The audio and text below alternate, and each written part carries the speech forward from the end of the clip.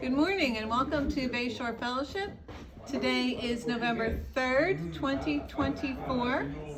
You can find us on Facebook, on YouTube, and at www.bayshorefellowship.com. Good morning. Morning.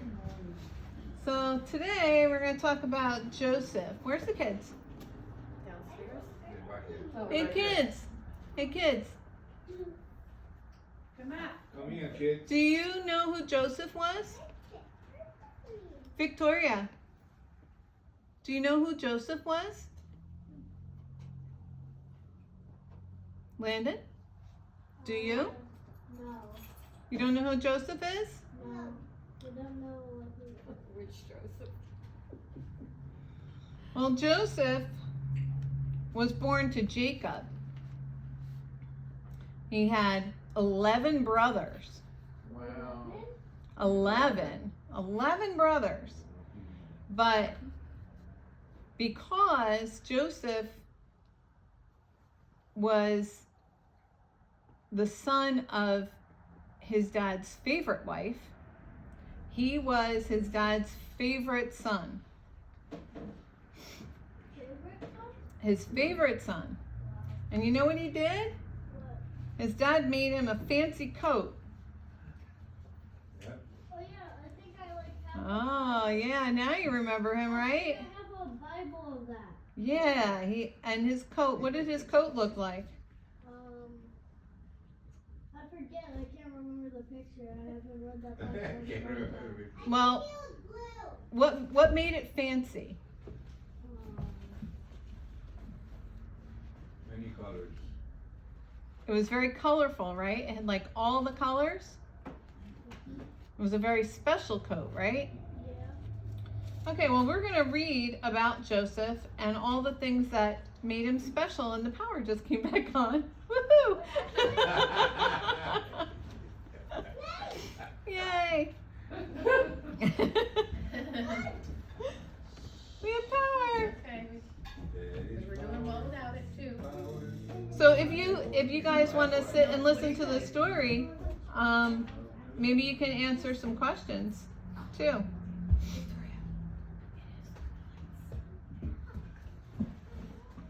can test it in the bathroom later. Go ahead, go. All right, so we're going to start in Genesis 37. Genesis. Yes, we're going to stay in Genesis today. I have absolutely no notes. I'm going to read a lot of scripture. Oh, okay. But there's some things that God was showing me in Joseph's story that I thought was very interesting and things that I hadn't really seen before, and I wanted to share them with you. So we're going to start in Genesis 37, verse 1. It says, Jacob lived in the land where his father had stayed, the land of Canaan. This is the account of Jacob. Joseph, a young man of 17, was tending the flocks with his brothers, the sons of Bilhah and the sons of Zilpah, his father's wives, and he brought their father a bad report about them. Okay, so a little bit of backstory.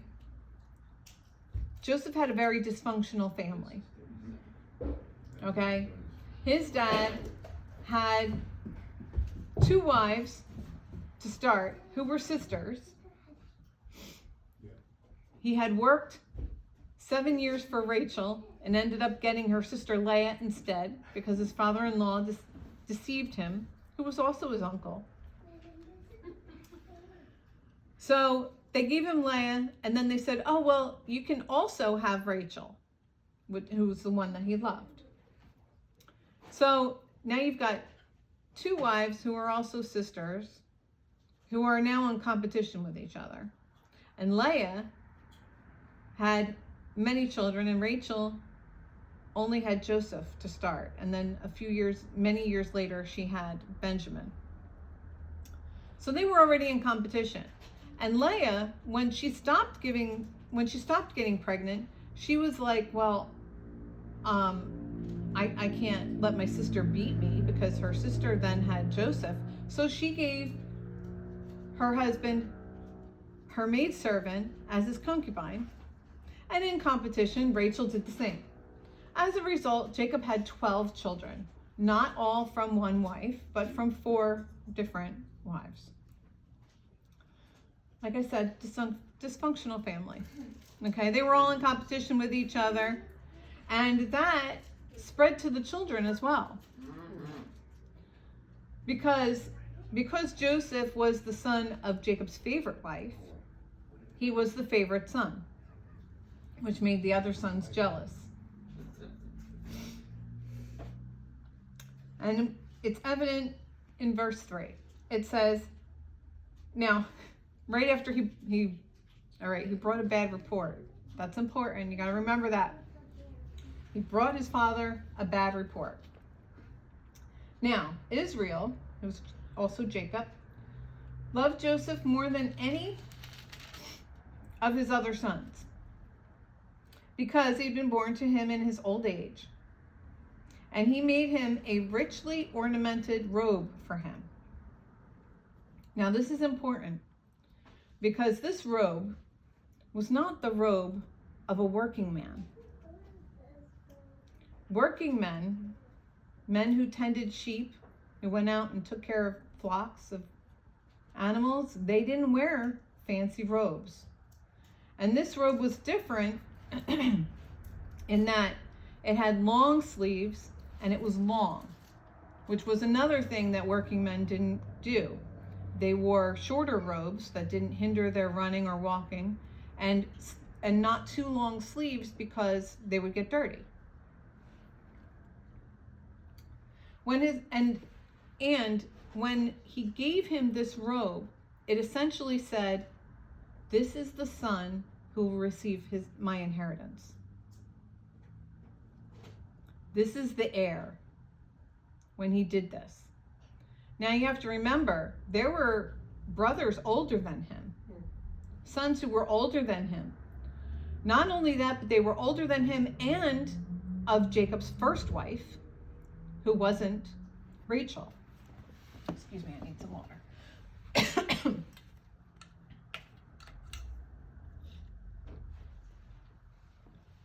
So, Jacob was letting his favor take precedent over the laws of the land.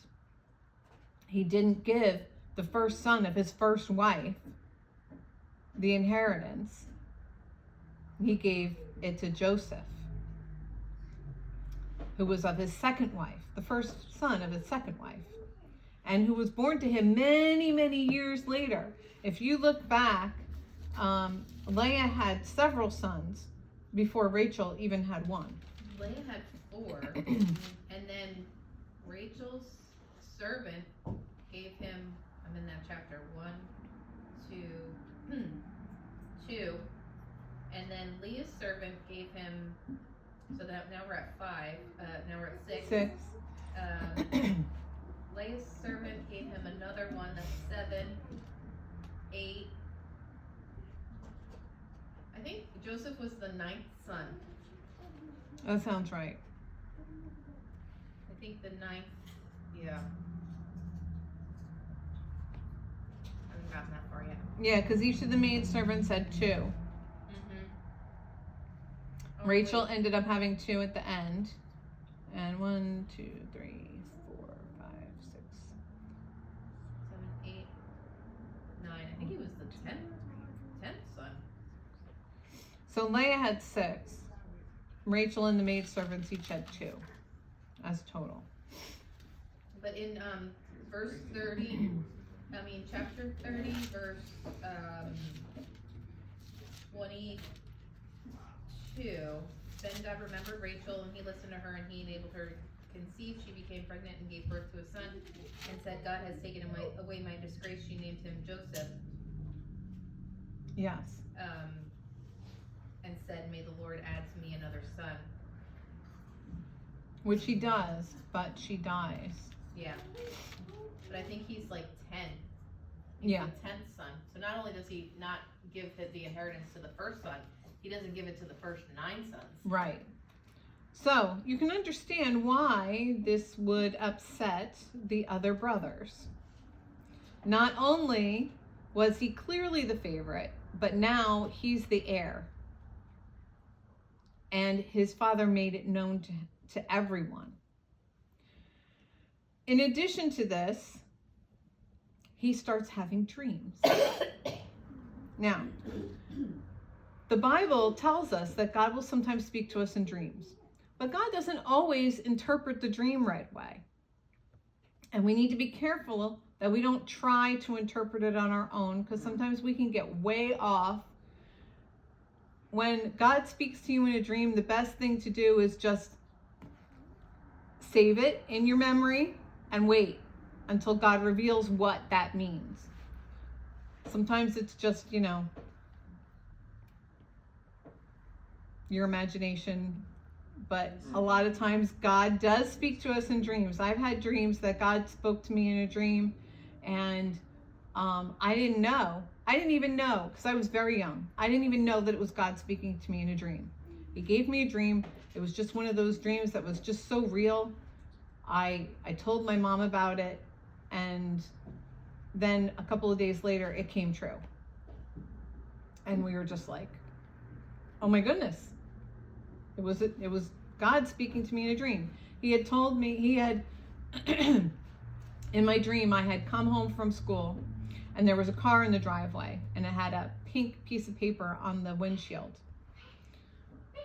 And I had gone into the house, and that was my dream. That was the whole dream. That was it. A couple of days later, somebody gave us a car.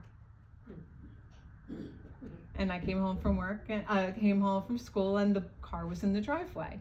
See, that pink piece of paper represented the ownership papers, what they used to call pink slips, but they don't anymore. Another time I had a dream that I was walking through a house, and it had archways instead of doorways. About 6 months later, we moved into a house that was full of archways. There were no doorways. So, just little things. Sometimes God will just give you dreams, but you don't know that it's God speaking to you in a dream until it comes true. So anyway, let's continue with Joseph. We were in verse 4. So Jacob just made this richly ornamented robe for him. When his brothers saw that his father loved them more than any of them, they hated him and could not speak a kind word to him. Joseph had a dream, and when he told it to his brothers, they hated him all the more. He said to them, "Listen to this dream I had. We were binding sheaves of grain out in the field when suddenly my sheaf rose and stood upright, while your sheaves gathered around mine and bowed down to it." Now, if Joseph was anything like I was, he probably didn't realize that the dream was God speaking to him. He probably was just like, oh wow, I had this really weird dream. Listen to this dream. Because that's the way I was when I got the dream, he's 17. He's not fully grown. And you just share those weird dreams with people, But his brothers didn't take it that way. They already hated him. And when somebody hates you, they always think the worst of you. No matter what comes out of your mouth, they will twist it to be the worst thing. Yep. So they said, his brother said to him, verse 8, "Do you intend to reign over us? Will you actually rule us?" And they hated him all the more because of his dream and what he had said. Then he had another dream, and he told it to his brothers. "Listen," he said, "I had another dream, and this time the sun and moon and 11 stars were bowing down to me." When he told his father this as well as his brothers, his father rebuked him and said, "What is this dream you had? Will your mother and I and your brothers actually come and bow down to the ground before you?" His brothers were jealous of him, but his father kept the matter in hand. So his father had an idea that Joseph was special, not just because he loved him. He kept this matter, when it says he kept this matter in his mind, it meant he was saving it. He was like, I wonder what will come of this. All right, let's continue. Now his brothers had gone to graze their father's flocks near Shechem. And Israel said to Joseph, "As you know, your brothers are grazing the flocks near Shechem. Come, I am going to send you to them." Now, I want to point out something. Jacob had given Joseph that robe.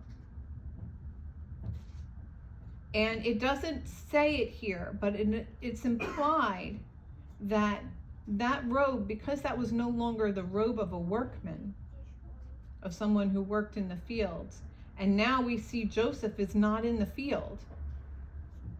His brothers are grazing the flocks. It seems that we can interpret this to mean Joseph was given a position of overseeing as well.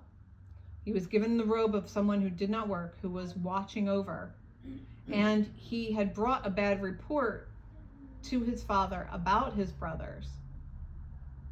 So we can surmise, that he was given authority over his brothers, or at least a watchman type of position. And that's why Jacob is sending Joseph to his brothers. "Very well," he replied. So he said to him, verse 14, I gotta put these on. "Go and see if all is well with your brothers and with the flocks, and bring word back to me." So again, this supports the thought that the robe was actually in addition to a sort of position over his brothers. Then he sent him off to from the valley of Hebron. When Joseph arrived at Shechem, a man found him wandering around in the fields and asked him, "What are you looking for?" He replied, "I'm looking for my brothers. Can you tell me where they are grazing their flocks?" "They have moved on from here," the man said. "I heard them say, 'Let's go to Dothan.'" So Joseph went after his brothers and found them near Dothan. But they saw him in the distance, and before he reached them, they plotted to kill him. So they already hated him. It didn't take very far for them to start plotting against him. "Here comes that dreamer," they said to each other, verse 19. "Come now, let's kill him and throw him into one of these cisterns and say that a ferocious animal devoured him. Then we'll see what comes of his dreams." When Reuben heard this, he tried to rescue him from their hands. "Let's not take his life," he said. "Don't shed any blood. Throw him down into the cistern here in the desert, but don't lay a hand on him." Reuben said this to rescue him from them and take him back to his father. Now, I want to point out a couple of things here. First of all, Reuben is the one that slept with his dad's concubine. I believe he's the oldest of Leah. Yeah, he's the oldest. Yes. So he already had some disgrace in his father's eyes because he had slept with his father's concubine. And like I said, the family was dysfunction. I'm not even going to go into the ewiness of that because, that's like his stepmom. Anyway. But I want to point out, it sounds like Reuben is like, all right, let's not kill him. Let's put him down here. And then he was going to rescue him later with all the intention of rescuing him. And it sounds like it's a good thing, but if you'll notice, he still didn't stand up against his brothers. He didn't want to be subject to the hate of his brothers by standing up for Joseph. But at the same time, he didn't want to incur more anger from his father for not standing up to Joseph. So he's trying to sneakily not kill Joseph, but also not lose face in front of his brothers.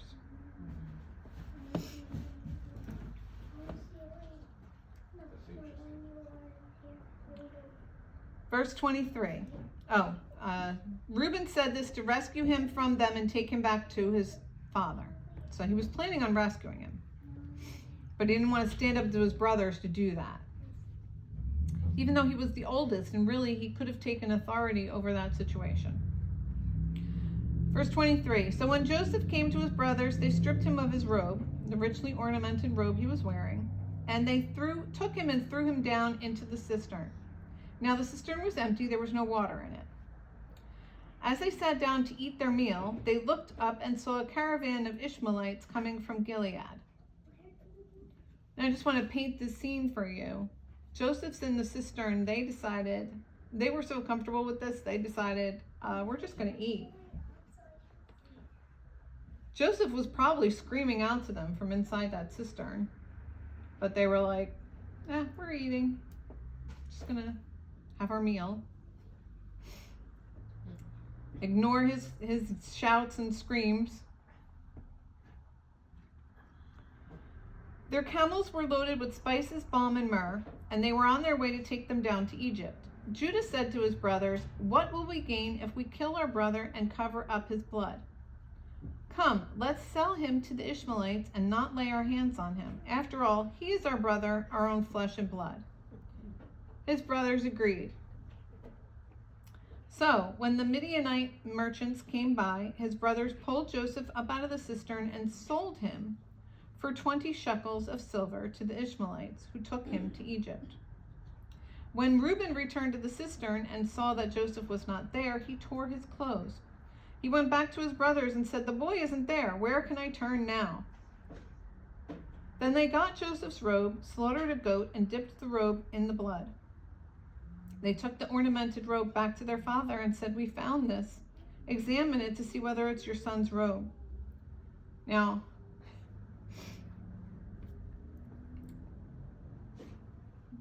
they already knew, it was a unique robe.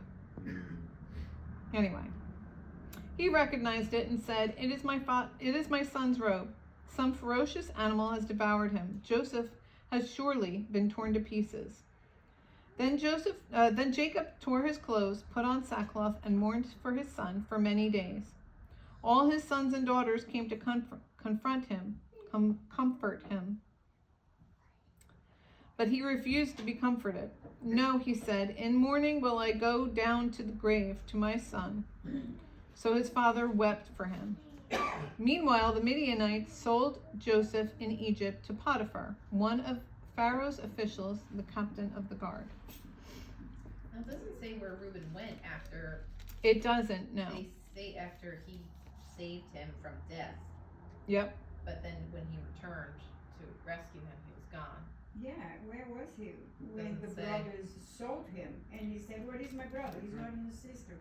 He went somewhere. Probably was taking care of the cattle. Yeah, that's what I'm thinking. I'm thinking he's taking care of the animals while his brothers were having their meal. Because I really think that he did not have a bad plan or idea against his brother like the others. Right. He always wanted to save him of death. Mm-hmm. And then now he went to pick him out of the sister, and he wasn't there to bring back to the father. That's what the word says. Right. So it means that he wasn't really planning much against him or kill him. The brothers, yes. But And he Reuben was his father's firstborn. He loved his father. He didn't want to bring that kind of disappointment and pain on his father.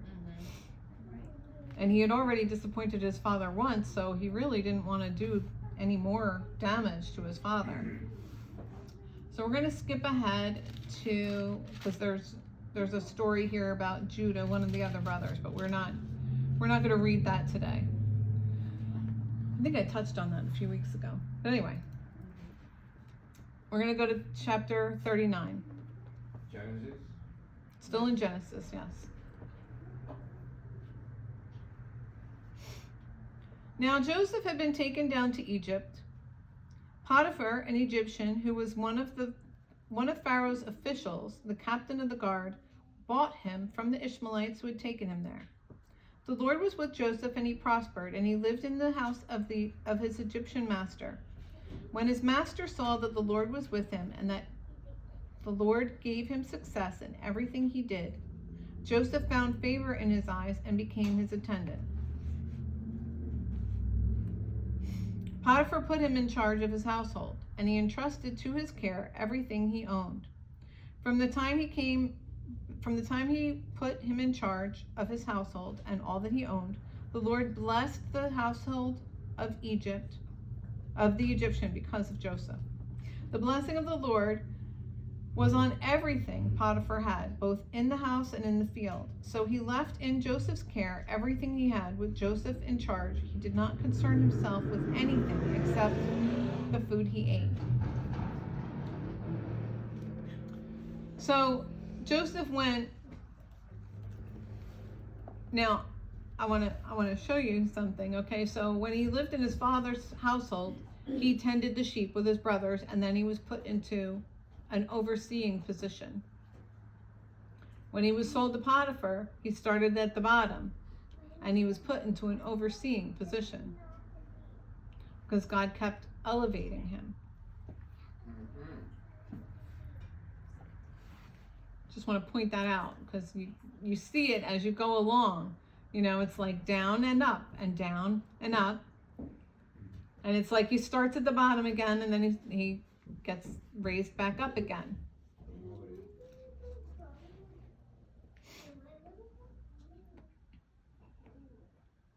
Now, Joseph was well built and handsome. And after a while, his master's wife took notice of Joseph and said, "Come to bed with me." But he refused. "With me in charge," he told her, "my master does not concern himself with anything in the house. Everything he owns has been entrusted to my care. No one is greater in this house than me. My master has withheld nothing from you except you, because you are his wife.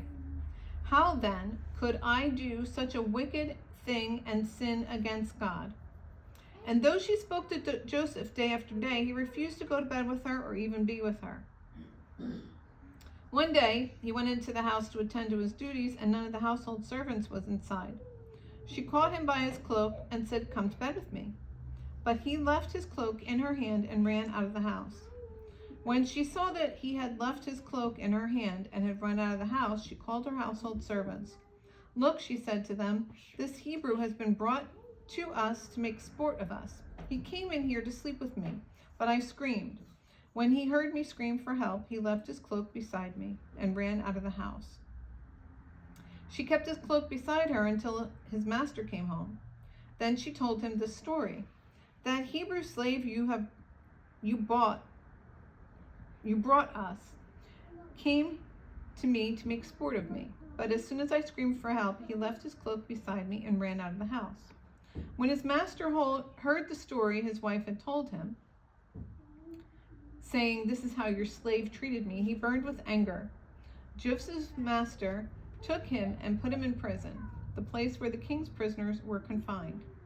But while Joseph was there in the prison, the Lord was with him, and he showed him kindness and granted him favor in the eyes of the prison warden. So the warden put Joseph in charge of all those held in the prison, and he was made responsible for all that was done there. The warden paid no attention to anything under Joseph's care, because the Lord was with Joseph and gave him success in whatever he did. Again, started at the bottom, worked his way up, back up to the overseeing position. See, when God has a destiny for you, it keeps surfacing. Amen. Yeah. And it may seem at times that you've been abandoned and that it's not going to happen because something completely opposite has happened. But don't be dismayed, because it can't be negated. God will continue.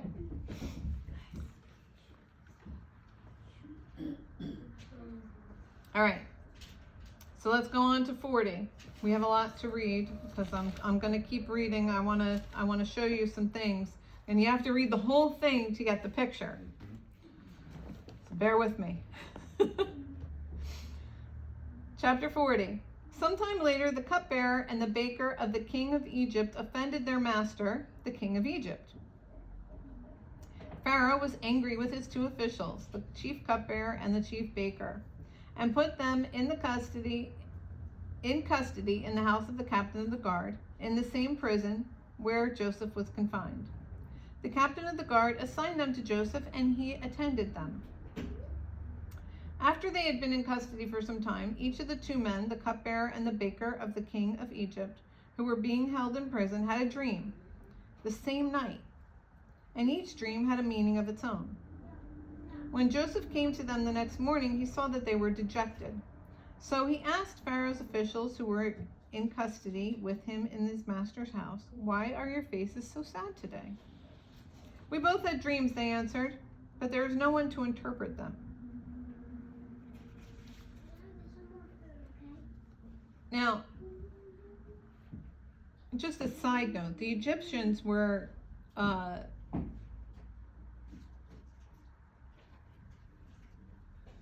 Believed in dreams. yeah, they believe, I'm trying to figure out a way to say, they were spiritual, but not in the godly way, okay? They were superstitious, they followed many gods, but they were heavy into divination, which we see later. They believed in dreams, they believed in visions, and, you know, they very superstitious, okay? So that's why, you know, a lot of people have dreams and they don't think anything of it. But these guys were like, we're in prison. We had a dream. It means something, but no one is here to tell us what it means. So they wanted to know. And they were very upset that they couldn't know.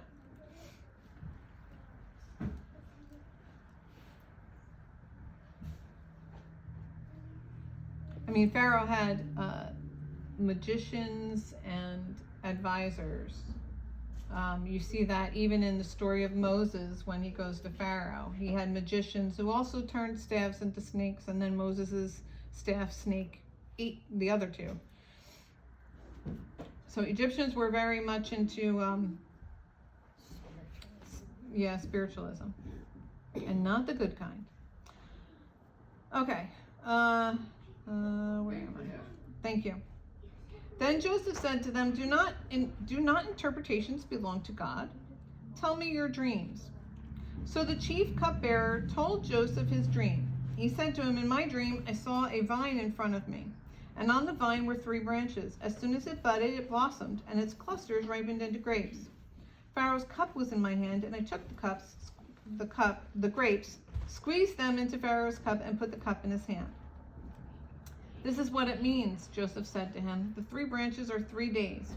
Within 3 days, Pharaoh will lift up your head and restore you to your position, and you will put Pharaoh's cup in his hand, just as you used to do when you were his cupbearer.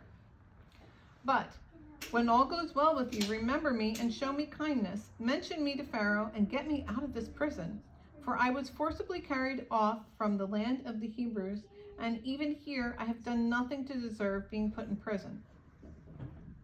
When the chief baker saw that Joseph had given a favorable interpretation, he said to Joseph, I too had a dream. So the chief baker, now you have to remember, because they were, like we said, superstitious and spiritualists, they were always looking for interpretations of dreams. And so sometimes you went and you got a bad interpretation, and, you know, just like people who go for tarot card readings, you know, they're not always good. But the baker saw that the other guy had gotten a good dream, so a good interpretation. So he's like, oh, I'm gonna get one too. This must be, you know, favorable. It didn't work out so good for him. All right.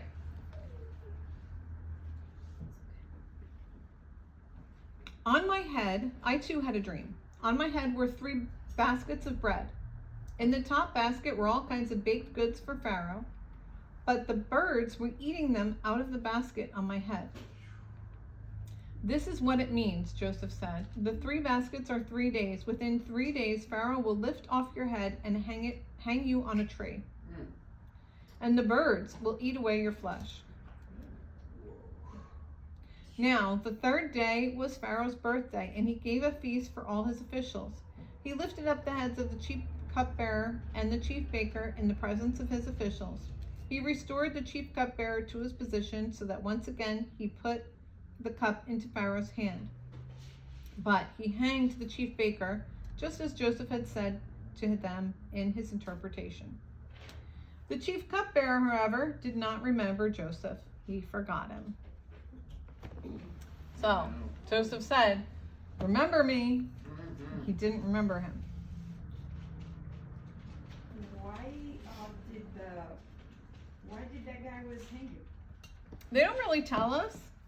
Yeah, there is nothing here that says he approved one, put it back, and do the other one. Maybe he just didn't think he was a good baker. Oh my God. The bread was too salty.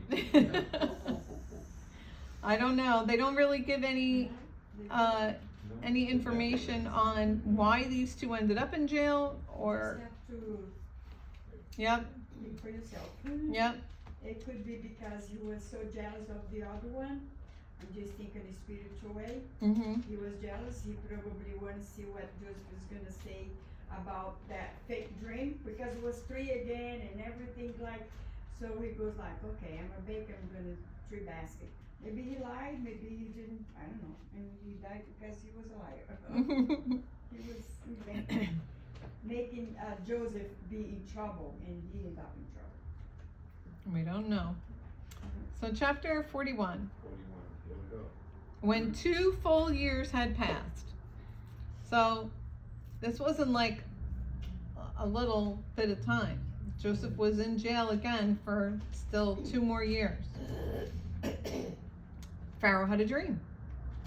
He was standing by the Nile when out of the river there came up 7 cows, sleek and fat, and they grazed among the reeds. After them, 7 other cows, ugly and gaunt, came out of the Nile and stood beside those on the riverbank. And the cows that were ugly and gaunt ate up the 7 sleek, fat cows. Then Pharaoh woke up. He fell asleep again and had a second dream. 7 heads of grain, healthy and good, were growing on a single stalk. After them, 7 other heads of grain sprouted, thin and scorched by the east wind. The thin heads of grain swallowed up the 7 healthy full heads. Then Pharaoh woke up. It had been a dream. In the morning his mind was troubled. So he sent for all the magicians and the wise men of Egypt. Pharaoh told them his dreams, but no one could interpret them for him. So his magicians and wise men have failed him. Here we go. Then the chief cupbearer said to Pharaoh, "Today I'm reminded of my shortcomings. Pharaoh was once angry with his servants, and he imprisoned me and the chief baker in the house of the captain of the guard. Each of us had a dream the same night, and each dream had a meaning of its own. Now a young Hebrew was there with us, a servant of the captain of the guard. We told him our dreams, and he interpreted them for us, giving each man the interpretation of his dream. And things turned out exactly as he interpreted them to us. I was restored to my position, and the other man was hanged." So Pharaoh sent for Joseph, and he was quickly brought from the dungeon. When he had shaved and changed his clothes, he came before Pharaoh. Pharaoh said to Joseph, "I had a dream, and no one can interpret it, but I have heard it said of you that when you hear a dream, you can interpret it." Now this is important because Joseph had a moment here. He could have said, "Yes, I interpreted those dreams," because knowing that if he puts the honor on himself, he will be honored. But he didn't. He said, "I can't do it." Joseph replied to Pharaoh, but God will give Pharaoh the answer he desires. That's important because it shows his humility to God. Submission. It shows his honor to God. And you have to think, okay, he was taken when he was 17.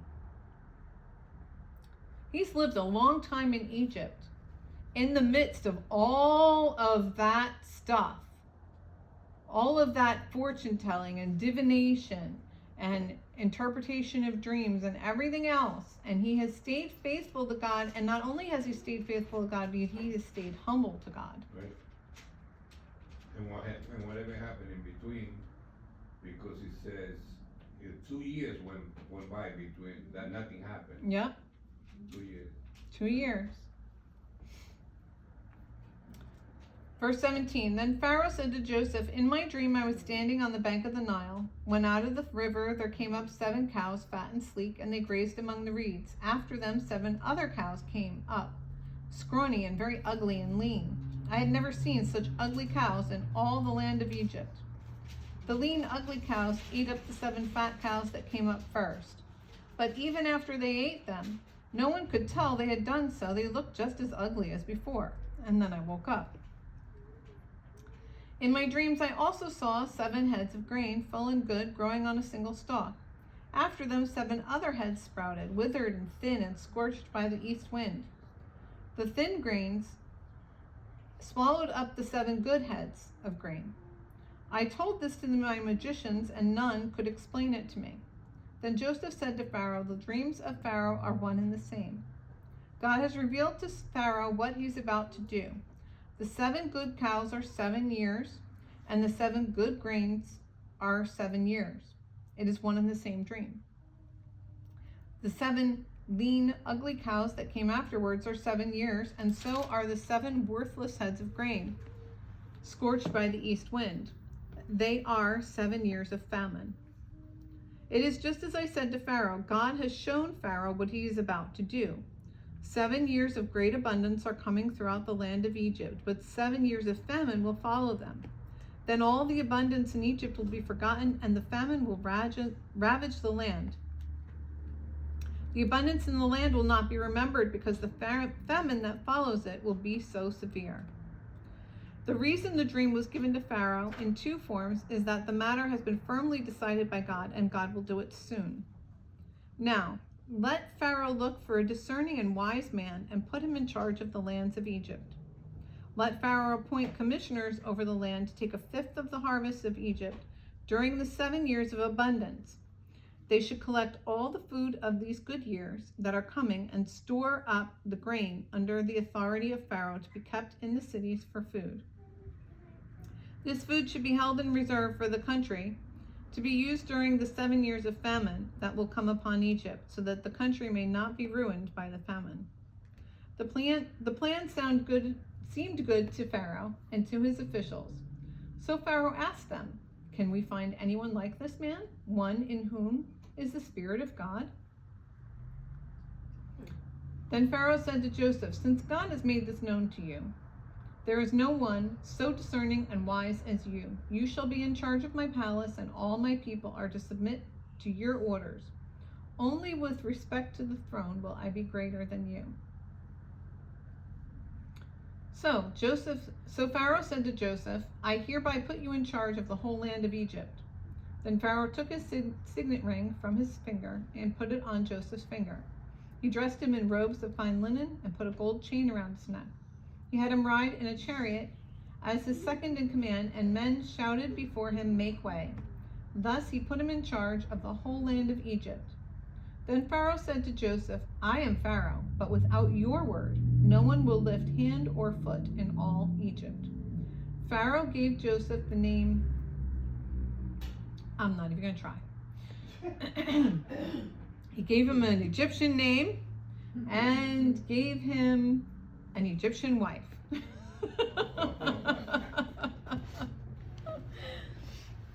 The daughter of the priest of On.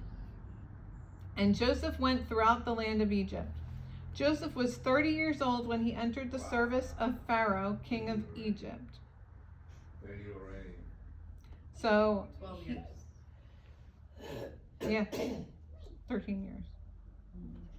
13, yeah. 13 years he was in Egypt, going from bad to good, back to bad to good.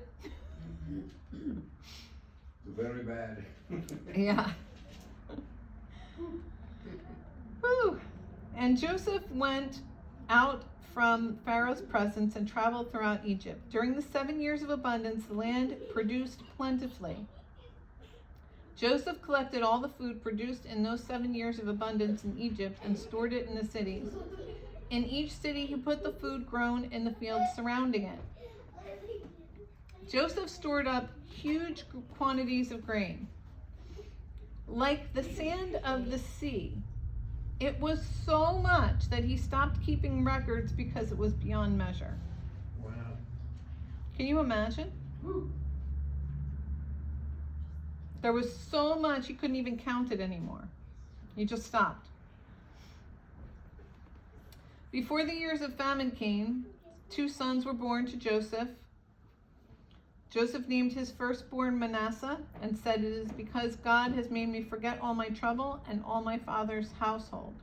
The second son he named Ephraim and said, "It is because God has made me fruitful in the land of my suffering." The 7 years of abundance in Egypt came to an end, and the 7 years of famine began, just as Joseph had said.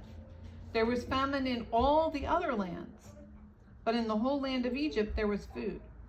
When all Egypt began to feel the famine, the people cried out to Pharaoh for food. Then Pharaoh told all the Egyptians, "Go to Joseph and do what he tells you."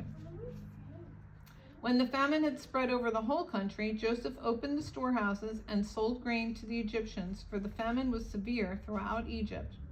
And all the countries came to Egypt to buy grain from Joseph because the famine was severe in all the world. So, we're not going to read the next couple of chapters, but I'm going to just paraphrase because you all know the story. But the famine gets so bad that it reaches Jacob because it was all over. And Jacob sends his sons to Egypt to buy grain. Joseph recognizes them and he won't take their money. He sends them back with money. Well, he accuses them of being spies at first. And he kind of we're going to have to read it, aren't we? No, I don't have time to read it. So anyway, he plays some games with them. And their guilt actually makes them go, "It's because of Joseph that we're going through all this." They knew that all of that torment was payback. They were like, "God is punishing us." So long story short, he has them bring Benjamin, his brother, back to them. And Jacob won't let them bring Benjamin back because he's like, "No, I already lost Joseph. The other son of my favorite wife is not going to Egypt. I'll lose him too. I'll die." And Reuben actually promises that his sons, he promises on the life of his own sons that he will bring back Benjamin. Because he couldn't save Joseph. He was determined that he wouldn't lose Benjamin. And they go back to Egypt the second time to get more grain. And that's when Joseph, he finally breaks down and he tells them who he is. And they are scared. They won't even say anything at first to him because they think, "Okay, we're dead. None of us are returning to our father." But bow down for him. That's what they yep, they bowed down to him. But it was more than that. So Joseph has such great favor that Pharaoh says, "Bring your family. Bring your family and bring them back. Bring them to Egypt where I'll take care of them. They will have all the food they need. They will have everything. So I want to go to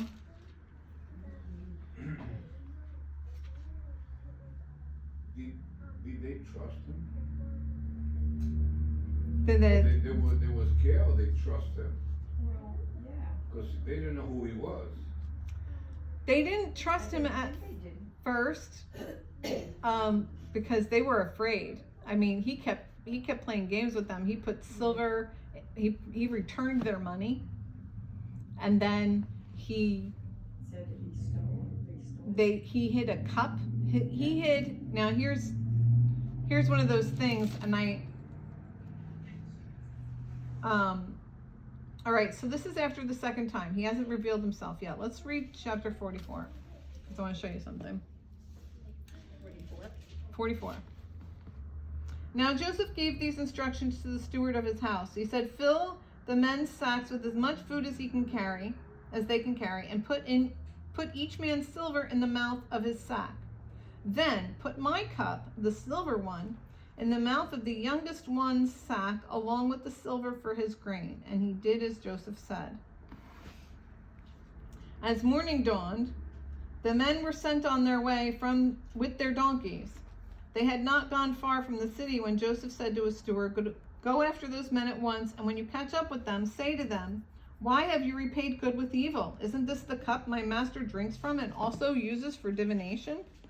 This is a wicked thing you have done. When he caught up with them, he repeated these words to them. But they said to him, why does my Lord say such things? Far be it from your servants to do anything like that.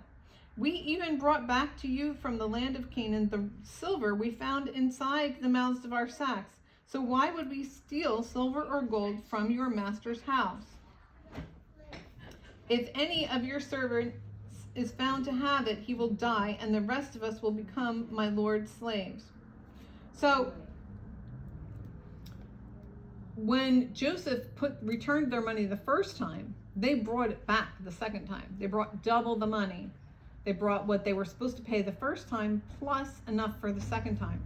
And because they were afraid, they were so very afraid of Joseph, because he had already accused them of being spies.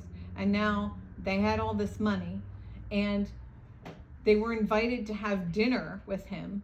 They were terrified. So they told Joseph's steward that, look, here's the money that we were supposed to pay the first time, and we found it in our sacks. And here's the money for this second batch. And the steward tells him, your God gave you a gift. I received your money. That money's not mine. So that's why they say to him, because that's in 43:19.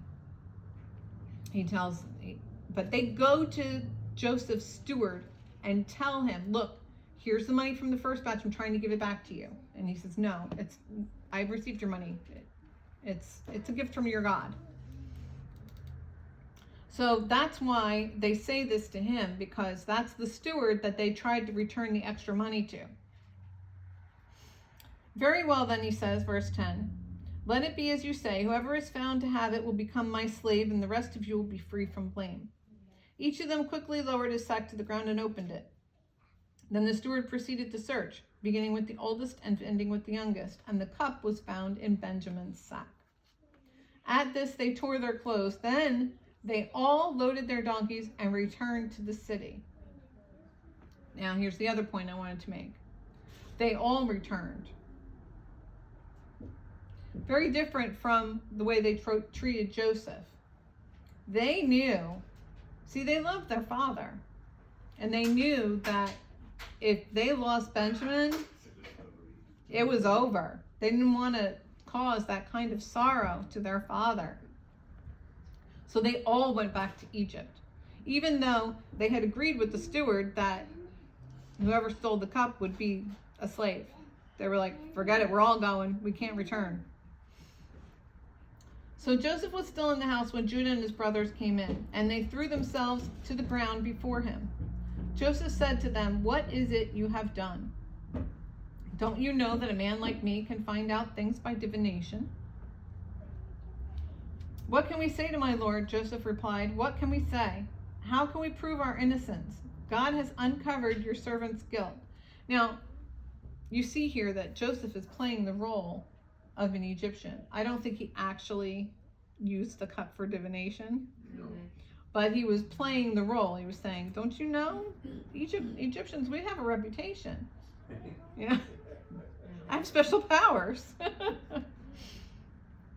Anyway, what can we say to my lord? Judah replied. What can we say? How can we prove our innocence? God has uncovered your servant's guilt. We are now my lord's slaves, we ourselves, and the one who was found to have the cup. So they're offering themselves as slaves in addition to Benjamin.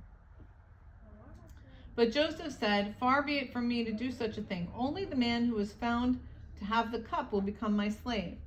The rest of you go back to your father in peace. Then Judah went up to him and said, please, my lord, let your servant speak a word to my lord. Do not be angry with your servant, though you are equal to Pharaoh himself. My lord asked his servants, do you have a father or a brother? And we answered, we have an aged father, and there is a young son born to him in his old age. His brother is dead, and he is the only one of his mother's sons left, and his father loves him. Then you said to your servants, bring him down to me so I can see him for myself. And we said to my lord, the boy cannot leave his father. If he leaves him, his father will die. But you told your servants, unless your youngest brother comes down with you, you will not see my face again. When we went back to your servant, my father, we told him what my lord said.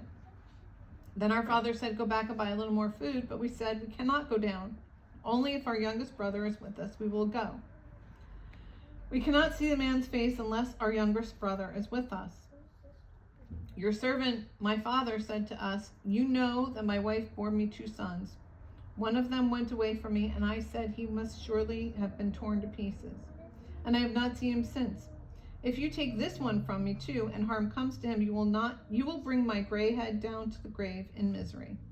So now, if the boy is not with me when I go back to your servant my father, and if my father, whose life is so closely bound up with the boy's life, see that the boy is not there, he will die. Your servants will bring the gray head of our father down to the grave in sorrow.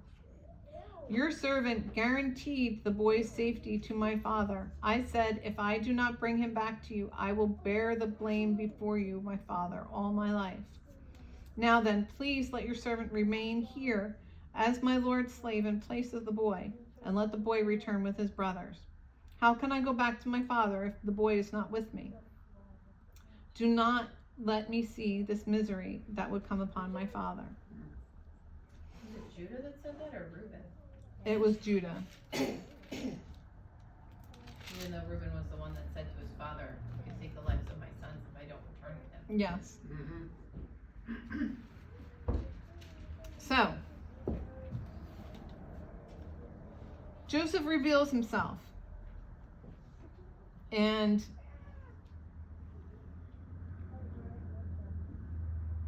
he says something that's very important.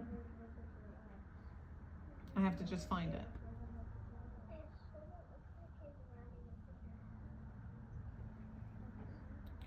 Verse 3 of 45, right? Yeah, I'm just going to start from verse 1. 45, verse 1. Then Joseph could no longer control himself before all his attendants, and he cried out, have everyone leave my presence. So there was no one with Joseph when he made himself known to his brothers, and he wept so loudly that the Egyptians heard him, and the Pharaoh's household heard about it. Joseph said to his brothers, I am Joseph. Is my father still living? But his brothers were not able to answer him because they were terrified at his presence. Then Joseph said to his brothers, come close to me. When they had done so, he said, I am your brother Joseph, the one you sold into Egypt. And now, do not be distressed and do not be angry with yourselves for selling me here, because it was to save lives that God sent me ahead of you. For 2 years now there has been famine in the land, and for the next 5 years there will not be plowing and reaping. But God sent me ahead of you to preserve for you a remnant on earth and to save your lives by a great deliverance. So then it was not you who sent me here, but God. He made me father to Pharaoh, Lord of his entire household and ruler of all Egypt. Now hurry back to my father and say to him, this is what your son Joseph says. God has made me Lord of all Egypt. Come down to me and don't delay. You shall live in the land, in the region of Goshen, and be near me. You, your children and grandchildren, your flocks and herds, and all you have. I will provide for you here, because 5 years of famine are still to come. Otherwise, you and your household and all who belong to you will become destitute. You can see for yourselves, and so can my brother Benjamin, that it is really I who am speaking to you. Tell my father about all the honor accorded me in Egypt and about everything you have seen, and bring my father down here quickly. Then he threw his arms around his brother Benjamin and wept, and Benjamin embraced him weeping. And he kissed all his brothers and wept over them. Afterward, his brothers talked with them. Now, I want to point out something, next part. When the news reached Pharaoh's palace and that Joseph's brothers had come, Pharaoh and all his officials were pleased. Pharaoh said to Joseph, tell your brothers, do this, load your animals and return to the land of Canaan and bring your father and families back to me. I will give you the best of the land of Egypt, and you can enjoy the fat of the land. You are also directed to tell them, do this, take some carts from Egypt for your children and your wives, and get your father and come. Never mind about your belongings, because the best of all of Egypt will be yours. So the sons of Israel did this. Joseph gave them carts, as Pharaoh had commanded, and he also gave them provisions for their journey. And he loads them up with gifts and he sends them on their way. Now, I want to point out that not only Joseph said, I will provide for you, but Pharaoh said, I will provide for you. He was excited that Joseph's family was coming. Now,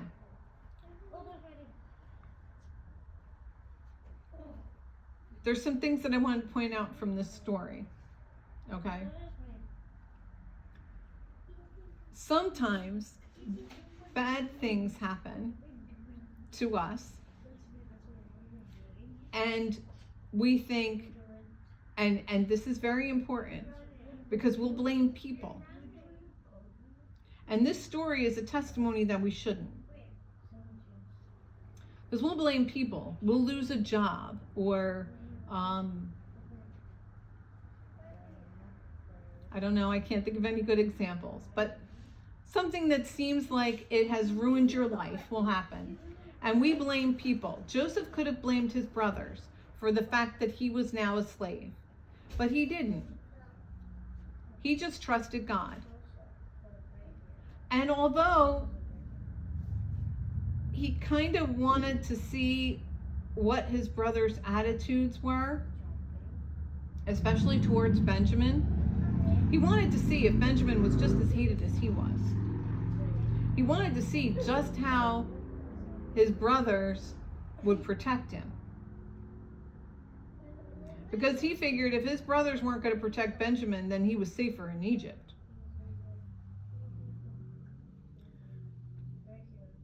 But my point is this: we have a tendency to blame situations and blame people and blame circumstances for positions that we're in.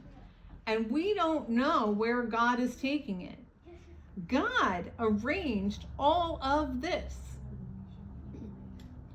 God already knew the plan. God needed to get Joseph to Egypt. God could have blessed Jacob in a way that he didn't have to go to Egypt, but that's not what God wanted to do. God did it a different way. And we know from the past that Jacob had been blessed. God blessed Jacob. Esther, reminds me of the scripture, I know the plans I have for you, not to harm you, but to help you. Yes. And what's remarkable about Joseph is he never, not only did he not have resentment and hatred, but he also wasn't moved by wealth or pride. In all the times when he was at a higher position, misused that position, and he never took advantage of that position. That's right. So what I wanted you to get from this story was how sometimes it seems like all the things that you thought God was doing are not. There's times when we think, okay, it's not happening. It's just not happening. Everything has gone wrong. Everything has gone bad. It's not happening. But we need to just have faith in God, regardless, and not keep our eyes on the circumstances or on, worse yet, on the people we feel may have caused it. Because God is behind everything. And Joseph saw that. Somehow he saw that. He was close enough to God that he didn't blame his brothers. He didn't blame Potiphar or Potiphar's wife. I mean, I would have been like, I worked for Potiphar all these years and I've never even stolen from him. How could he think this of me? He had every right to be offended, but he didn't. He just did the best in the circumstance that he was in and carried on. And in the end, he saw those dreams come true. Mm-hmm. All of those dreams come true. Not only that, but I found something interesting out today that really didn't have anything to do with the point of our story today. But if you read further, you'll find out that the famine lasted so long that the Egyptians themselves sold everything to Pharaoh for food. So Pharaoh, during this famine, didn't just save Egypt, he prospered and ended up controlling all of Egypt. The Egyptians themselves sold their herds to him first, then they sold their land to him second, then they sold themselves as slaves to Pharaoh. So at the end of the famine, Pharaoh owned everything. Everything. He owned the people, the land, and all the herds. He owned all of it. Mm-hmm. It became a dictatorship, basically. Mm-hmm. And that's why there was so much slavery in the land of Egypt. It wasn't just the Israelites that were taken as slaves, it was all of them. All of them. They were all slaves.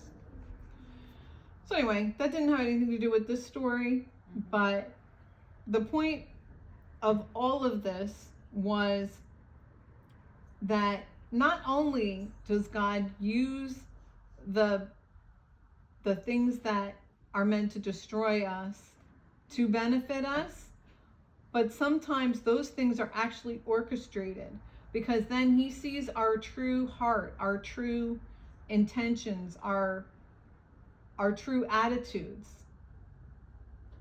So when we go through difficult times, that's when all of our stuff comes boiling to the surface.